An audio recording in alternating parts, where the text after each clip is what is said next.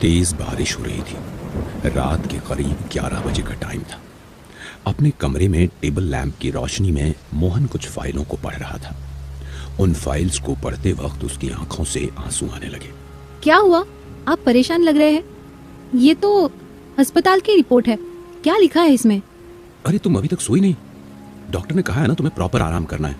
दवाई ली तुमने? हाँ, मैंने दवाई ले ली है, मगर आप बताओ तो रिपोर्ट में क्या लिखा है? और क्या लिखा होगा? हमारी खराब किस्मत। सब कुछ ठीक है, मगर न जाने क्यों हमें संतान का सुख नहीं मिल रहा है। ऐसा कैसे हो सकता है? सब कुछ ठीक है तो फिर? तुम ज्यादा मत सोचो, सो जाओ। कल किसी और डॉक्टर से रिपोर्ट शेयर करूंगा।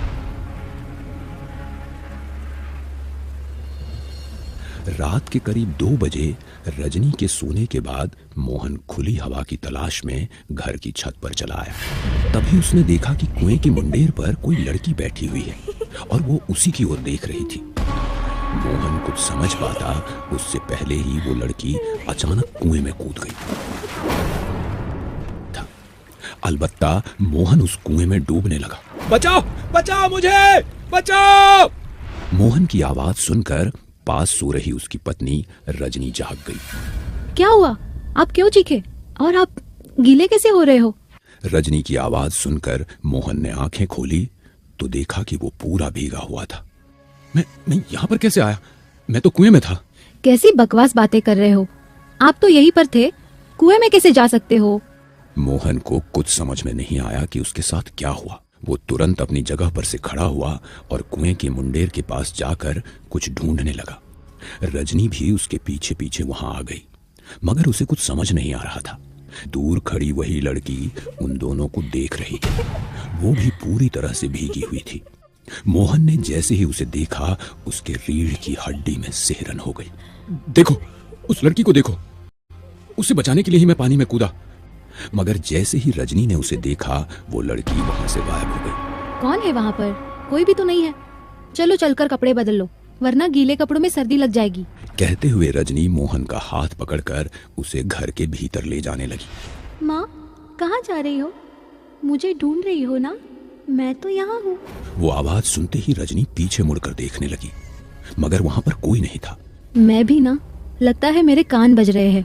अगले दिन सुबह जब रजनी चाय बना रही थी तो उसे किसी छोटे बच्चे के रोने की आवाज आने लगी। वो उस आवाज के पीछे पीछे उसी कुएं के पास आ गई। उसने कुएं के आसपास देखा तो वहां से कोई भी नजर नहीं आया। ऐसा कैसे हो सकता है? बच्चे के रोने की आवाज यहीं से आ रही थी। बच्चा तो कहीं नजर नहीं आ रहा। क्या हुआ बहुरिया? यहाँ पर क्या कर रही हो? जाओ जाओ, वो मोहनवा तुम्हें बुला रहा है। तनिक 2 घड़ी जाके वहाँ पर बैठ जाओ। वो वैसे भी बहुत परेशान रहता है। अपनी सास की बात सुनकर रजनी अपने कमरे में जाने लगी। तभी उसे वापस किसी बच्चे के रोने की आवाज आने लगी। वो देखने के लिए पलटी तो उसे भी वो लड़की नजर आई जो कल मोहन को दिखी थी। वो उस लड़की को देखकर बेहोश हो जाती है।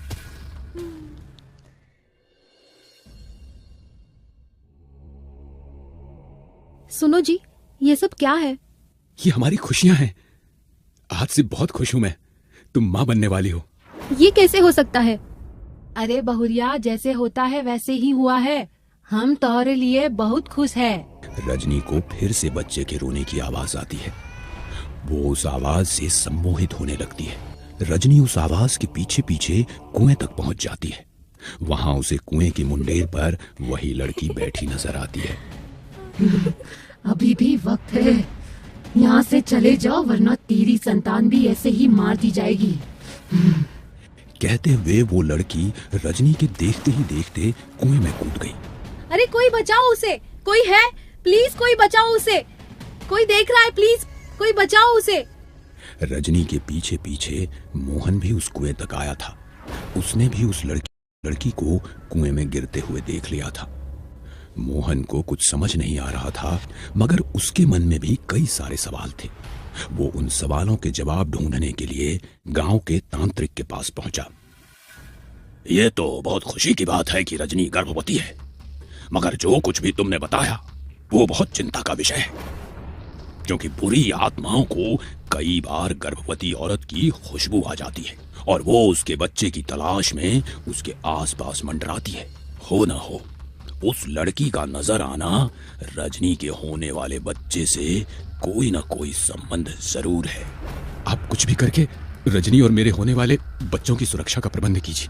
अवश्य, मगर उसके पहले हमें यह पता लगाना होगा कि उस आत्मा का मकसद क्या है। वो तुम्हें और रजनी को ही नजर आई थी, इसीलिए आज रात वहीं पर हम विशेष पूजा करेंगे। मोहन ने तांत्रिक के अनुसार सारी पूजा की व्यवस्था कर दी थी। देर रात तांत्रिक जब उस कुएं के आसपास पूजा की तैयारी कर रहा था, तेज हवाएं चलने लगी और पूजन सामग्री हवा में उड़ रही थी। ये देख मोहन के चेहरे पर चिंता के भाव आ गए, मगर तांत्रिक शांत बैठे हुए थे। तेज हवा में भी उन्होंने कुछ मंत्र पढ़ते हुए एक दिया लगाया, जो दिया जल रहा था। जैसे ही दिया जला, सब कुछ शांत हो गया। तांत्रिक ने पूजा शुरू की तो छोटे बच्चों के रोने की आवाज आने लगी। तांत्रिक और मोहन दोनों सतर्क होकर आवाज की ओर ध्यान लगाने लगे। आवाज कुएं के भीतर से आ रही थी। ये तो बहुत शक्तिशाली आत्मा है, इसे कच्चा कलवा कहा जाता है। कच्चा कलवा मतलब? कच्चा कलवा नवजात लड़कियों की आत्मा होती है। ऐसी आत्मा जो कई वर्षों तक भटकती रहती है। ये बहुत शक्तिशाली है, मगर नवजात शिशु की आत्मा यहां कैसे? कहते हुए तांत्रिक जानकी जी की तरफ देख रहा था। जानकी जी के चेहरे का रंग बदल गया, मगर उन्होंने सच्चाई छुपा ली। हम तो पिछले कई बरसों से यहाँ रह रहे हैं। हमने कभी किसी बुरी आत्मा को यहाँ नहीं देखा। जब से ये रजनी बहुरिया गर्भवती हुई है, तब से ये आत्मा वगैरह सुन रहे हैं। न जाने कौन सी आफत हमारे बच्चों की खुशियों के पीछे पड़ी है। आप चिंता ना करें, वो तो हम आसानी से पता लगा लेंगे। कहते हुए तांत्रिक ने वहीं पर रखे हुए नरमुंड पर अपनी हथेली को चीरकर खून डाला और धीरे धीरे वो मंत्र पढ़ता जा रहा था। देखते ही देखते कुएं में बवंडर उठा और छोटे बच्चों के कंकाल बाहर आने लगे। ये सब क्या है? इस कुएं में से ये सब कैसे बाहर आ सकता है? कहते हुए वो जानकी जी की तरफ देख रहा था, मगर जानकी जी डरते हुए अपनी जगह पर खड़ी हो गई। तभी वो लड़की उनके सामने आई और तेजी से हंसने लगी। मुझे मारते हुए डर नहीं लग रहा था, अब मुझसे डर कर कहा जा रही हो? मैंने कुछ नहीं किया, मैंने कुछ नहीं किया, तुम चली जाओ यहाँ से। कहते हुए जानकी जी रोने लगी। जानकी, मुझे सब पता चल गया है, ये तेरी ही बेटी है। तूने बेटे की चाह में अपनी बेटी को मार दिया था, और ये पाप तूने एक बार नहीं बल्कि 2 बार किया। बोल, सही कह रहा हूं ना मैं? मुझसे बहुत बड़ी गलती हो गई। हमारे खानदान में किसी को भी लड़की नहीं हुई थी सिवाय मेरे। तो मोहन के पिताजी ने उन्हें अपने हाथों से इस कुएं में जिंदा डाल दिया था। उन लड़कियों के पहले भी हमारे खानदान में जन्मी सारी लड़कियों को इस कुएं में डालकर मार दिया गया था। उन लड़कियों के श्राप के कारण ही तो तुम्हारे खानदान को वारिस नहीं मिल पा रहा है।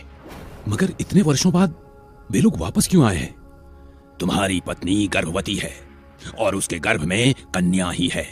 इन लोगों को लगा कहीं तुम लोग उसे भी ना मार दो, इसलिए ये लोग उसकी रक्षा के लिए आई है। यदि ऐसी बात है तो मैं इन लोगों को वचन देता हूँ कि मैं अपनी बेटी की हमेशा रक्षा करूंगा, और आप मेरी इन सभी बहनों और बुआओं की मुक्ति के लिए कुछ विशेष पूजा करवा दीजिए। कच्चा कलवा अपनी मर्जी की मालकिन होती है, उनकी मुक्ति उन्हीं के हाथों में है। शायद इस घर के आंगन में किसी लड़की के पायल की झंकार उनकी मुक्ति का सबब बन जाए। हरि ओम। अपना और रजनी बिटिया का ध्यान रखना।